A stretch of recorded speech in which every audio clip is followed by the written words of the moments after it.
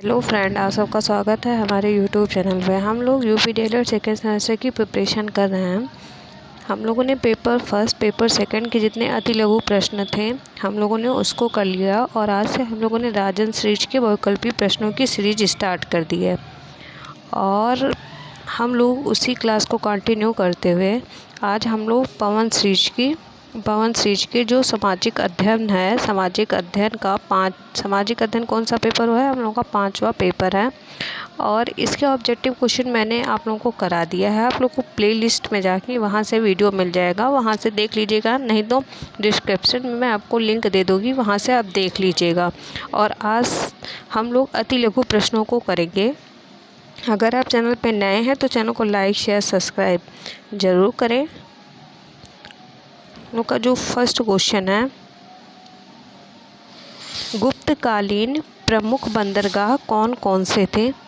भड़ौच तथा त्रमलिप्त इस युग के प्रमुख बंदरगाह थे। जल के स्रोत कौन कौन से हैं?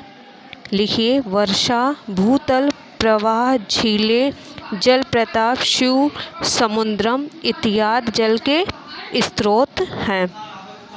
जलप्रपात क्या है, स्पष्ट कीजिए। पहाड़ों की चट्टानों से गिरने वाले नदी या नलों को जलप्रपात कहा जाता है। यदि गिरने वाले पानी का बहुत बड़ी धाराओं को रूप में काफ़ी ऊंचाइयों से गिरता है और इसे महाजलप्रपात कहते हैं। यदि गिरने वाले पानी की धारा पतली हो तो उसे जलप्रपात कहते हैं। जलप्रपात क्या है कि पहाड़ों की चट्टानों से गिरने वाली नदी या नालों से जो जलप्रपात होता है, यदि गिरने वाली पानी एक बहुत बड़ी धारा रूप में काफ़ी ऊंचाई से गिरता है तो उसे ही हम लोग क्या कहते हैं, जलप्रपात कहते हैं। भूमिगत जल क्या है? भूमिगत जल अंग्रेजी में ग्राउंड वाटर या एक भूगर्भिक जल है।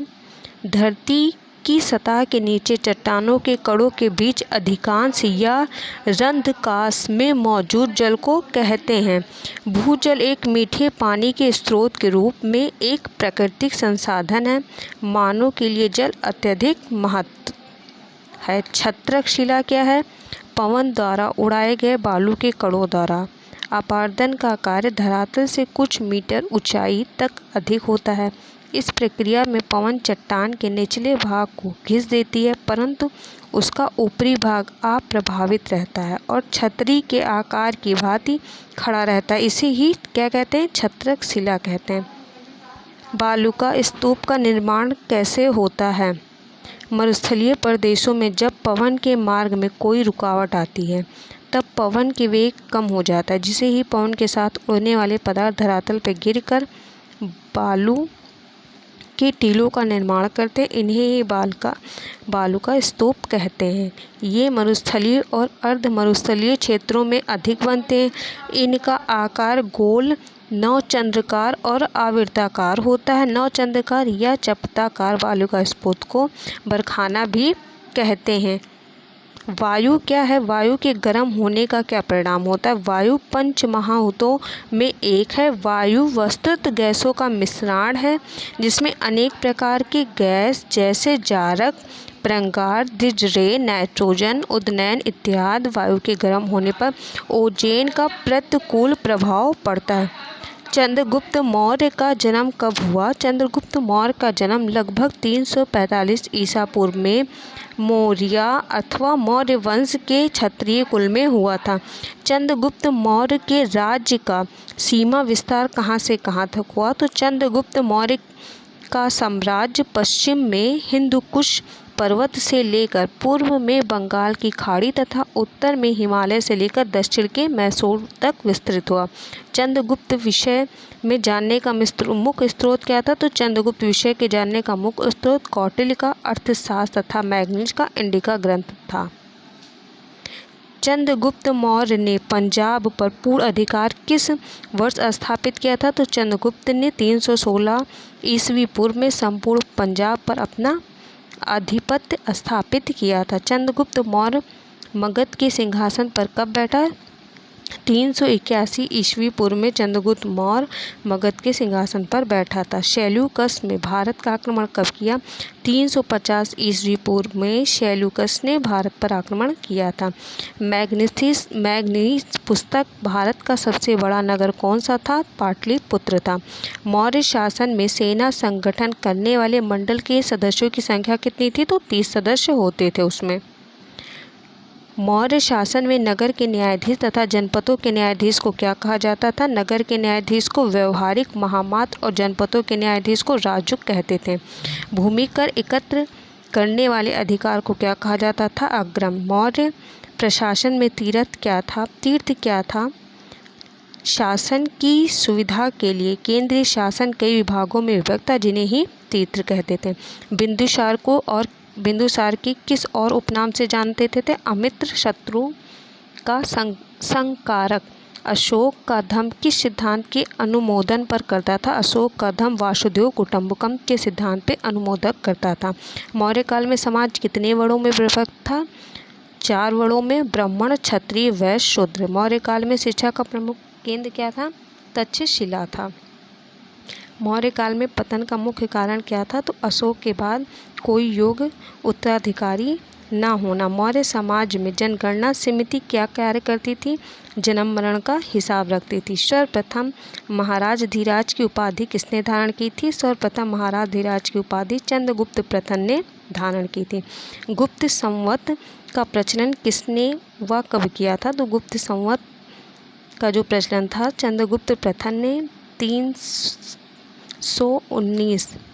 320 ईस्वी में गुप्त संवत का प्रचलन किया था। महाकवि हरिशरण कौन थे? महाकवि हरिशरण समुद्रगुप्त का मंत्री और दरबारी था। समुद्रगुप्त को भारत का नेपोलियन क्यों कहा जाता था? समुद्रगुप्त महान विजेता होने के कारण एक निपुण सेना नायक था, इसलिए उसे भारत का नेपोलियन कहा जाता था। गुप्तकालीन के 2 प्रसिद्ध वैज्ञानिक कौन थे? तो आर्यभट्ट और बारामिहिर। गुप्त काल के 2 प्रसिद्ध साहित्यकार कौन थे? तो कालिदास, विष्णु शर्मा। चंद्रगुप्त द्वितीय के बारे में बताइए। समुद्रगुप्त के बाद उसका पुत्र चंद्रगुप्त द्वितीय राजगद्दी पर बैठा। चंद्रगुप्त द्वितीय ने 400 वर्ष से मालवा गुजरात में शासन कर रहे शासकों को हरा। इन्होंने विक्रमादित्य की उपाधि प्राप्त की थी। चंद्रगुप्त विक्रमादित्य के शासन की भूमिका वसूल करने वाले अधिकारी को क्या कहा जाता था? शालिक कहा जाता था। हुणों ने भारत पर आक्रमण किसके काल में किया था? तो वह कुमारगुप्त के काल में किया था। चीनी यात्री फायान किसके शासन काल में आया था? तो समुद्रगुप्त विक्रमादित्य के शासन में आया था। चीनी यात्री फायान का वास्तविक नाम क्या था? कुंगू। फायान का अर्थ क्या है? फायान का अर्थ धर्म गुरु या धर्म रचक। गुप्त वंश का अंतिम शासक कौन था? स्कंदगुप्त विक्रमादित्य। हुण आक्रमणकारी कौन थे? हुण लोग मध्य एशिया खानादेश जंगलियों के समूह थे। पुष्यभूति वंश के प्रथम प्रभावशाली शासक हर्षवर्धन। हर्ष के शासनकाल में प्रांतों को क्या कहा जाता था? भुक्ति। हर्ष के समय में किन्हीं 2 विद्वानों के नाम बाणभट्ट, दिवाकर। प्राचीन ग्रंथ राजतरंगी कितने राजपूत कुलों का लेख है? तो उसमें 36 राजपूतों का लेख है। चंदेलों की राजधानी का नाम खुजरो। परमार वंश का प्रथम स्वतंत्र शासक कौन था? शीयक अथवा श्रीहर्ष। गढ़वालों का सर्वाधिक योग्य एवं शक्तिशाली शासक कौन था? गोविंद चक्र। जयचंद किस युद्ध में पराजित हुआ? चंदावर के युद्ध में। अवित्य सुंदरी कौन थी? अवित्य सुंदरी विदुषी महिला थी। चेदी राजवंश के प्रथम शासक कौन थे? इस वंश का प्रथम शासक कोकल प्रथम था। चालक अथवा शोलिकी वंश की राजधानी कहाँ थी? इसकी राजधानी अहिलवाड़ा में थी। प्रतिहार वंश की स्थापना किसने की? प्रतिहार वंश की स्थापना हरिश्चंद्र ने की, किंतु वास्तविक प्रथम राजा नागभट्ट प्रथम था। हम लोग पवन श्रीज के अति लघु प्रश्नों को कर रहे हैं। किसके? पवन श्रीज के अति लघु प्रश्नों को कर रहे हैं। और कौन सा पेपर है? सामाजिक अध्ययन पेपर है। पेपर नंबर 5 है हम लोगों का। आज की वीडियो में इतना ही। आगे हम लोग नेक्स्ट वीडियो में करेंगे कि बहुत ज़्यादा लेंथी वीडियो नहीं बनाना है। आप कम समय में थोड़ी थोड़ी चीज़ें देखते रहिए। अभी पेपर में थोड़ा समय है, जिससे आपकी तैयारी होती रहे और आप लोग क्लास को कंटिन्यू देखिए। और अपने दोस्तों तक शेयर करें। अगर आप चैनल पर नए हैं तो चैनल को लाइक शेयर सब्सक्राइब ज़रूर करें। धन्यवाद।